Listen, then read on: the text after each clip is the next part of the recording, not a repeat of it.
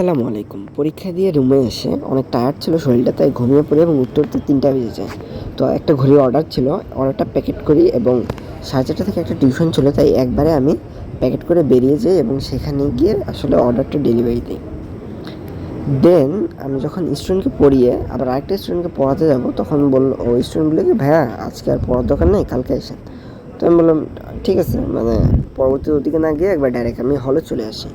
তো হলে আসার পরে একটা প্রোগ্রাম ছিল, সেমিনার ছিল আমাদের।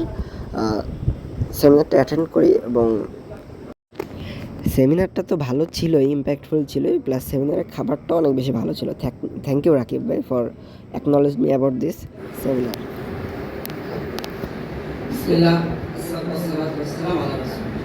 বলবো যে ছাত্র উদ্দেশ্যে যে আমাদের ক্যাম্পাসে তো অনেক ধরনের ইভেন্ট ম্যানেজমেন্ট কিংবা কাজ, তো যদি আমরা স্টুডেন্ট পাই সাবজেক্ট আমাদের ব্যবস্থা করতে পারে, তাহলে কিন্তু আমরা পড়াশোনার পাশাপাশি একটা ইনকামের রাস্তা পাবো। তো এটা ছাত্রকে বিশাল বিষয়।